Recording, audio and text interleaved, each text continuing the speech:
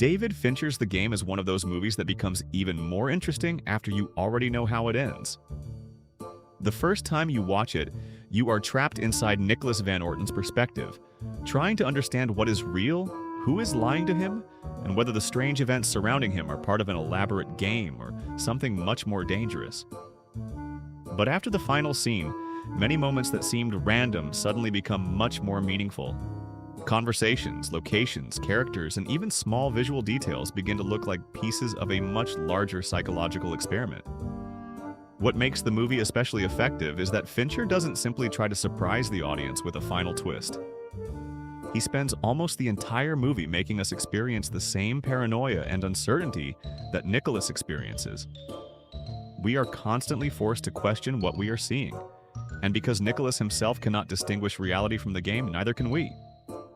Once you know the ending, however, you can go back through the movie and see how carefully many of these moments were constructed. Here are dark details from the game that you probably completely missed. One of the darkest details in the game is established almost immediately, but it is easy to overlook because the movie doesn't stop to explain how important it is. Nicholas Van Orton is approaching his 48th birthday, and that is exactly the age his father was when he died. When Nicholas was a child, he witnessed his father standing on the roof of their mansion before jumping to his death. And that traumatic memory becomes one of the most important pieces of Nicholas's personality. From that point forward, he grows into a man who avoids emotional vulnerability, keeps people at a distance, and builds his entire life around the idea that he must remain in control. The timing of the story therefore becomes extremely significant. Nicholas isn't simply celebrating another birthday. He is approaching the same age at which his father reached the point of no return. Then, on that birthday, his brother Conrad suddenly appears and gives him a present that will completely destroy the controlled existence Nicholas has spent decades creating. The game forces Nicholas into situations where he experiences the exact emotions he has spent his entire life trying to suppress: helplessness, fear, isolation, and the feeling that there is no way to escape what is happening to him. This connection becomes even more obvious during the final sequence. After spending the entire movie trying to understand who is controlling him, Nicholas eventually finds himself on a rooftop, holding a gun and believing that he has accidentally killed his own brother. The visual situation mirrors the childhood trauma shown at the beginning of the film. As a child, Nicholas watched his father fall from a roof, and now as an adult, he is standing on the other side of the same experience. The difference is that Nicholas makes the decision to jump, and instead of dying, he survives. The game therefore becomes a twisted psychological recreation of the moment that defined his childhood, except this time Nicholas is given the opportunity to survive it. When Nicholas first visits Consumer Recreation Services, the scene can seem like nothing more than an unusual psychological evaluation, but it is actually one of the most important moments in the entire movie. CRS is gathering information about Nicholas that will later allow them to construct an experience specifically designed to break down his sense of control. The questions, tests, and evaluations aren't simply formalities. They give CRS an understanding of Nicholas's personality, his fears, his relationships, and the psychological weaknesses that can be exploited. This explains why the events that follow feel so strangely personal. Nicholas isn't simply placed inside a series of random, dangerous situations. Almost everything that happens attacks something he considers important. His wealth becomes useless. His home is violated. His identity becomes uncertain. His brother becomes suspicious. The police appear unreliable, and even the people he encounters seem capable of being part of the conspiracy. The more Nicholas tries to understand what is happening, the more the game takes away the things that normally allow him to feel secure. The disturbing part is that Nicholas voluntarily gives CRS the information they need. He walks into their offices, agrees to the evaluation, and essentially provides them with a psychological blueprint of himself. He assumes that because he is wealthy, intelligent, and accustomed to controlling his environment, he will be able to recognize the rules of the game and eventually defeat whoever is behind it. What he doesn't understand is that CRS has already studied how he thinks. They know how he is likely to react before he realizes that his reactions are exactly what they expected. That is why the movie constantly makes Nicholas feel as though he is one step behind everyone else. He believes he is solving a mystery, but the people running the game are manipulating the person who is trying to solve it. Every time Nicholas thinks he has finally discovered the truth, Another layer appears and makes him question what he previously believed. The game works because CRS doesn't need to control every individual decision Nicholas makes. They only need to create the right circumstances and allow his own fears to guide him. Nicholas's mansion initially looks like the perfect representation of his success. It is enormous, expensive, and completely separated from the ordinary world. Everything about the property communicates wealth and control, but there is something strangely cold about the place. Despite its size and luxury, it doesn't feel like a home filled with people and memories.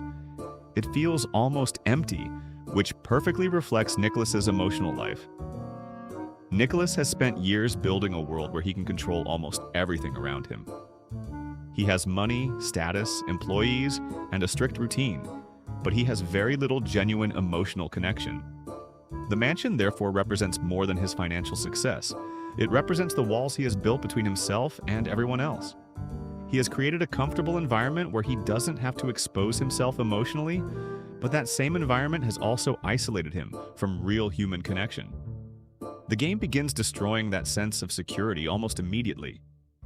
When Nicholas returns home and discovers that his house has been vandalized, the attack feels much more personal than simply damaging an expensive property.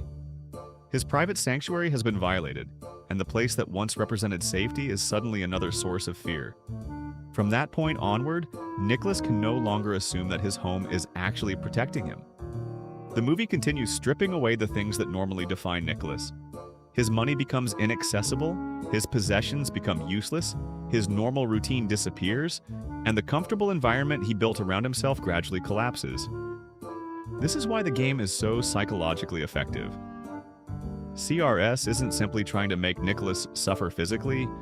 They are trying to prove that the things he believes give him control never actually gave him emotional security in the first place.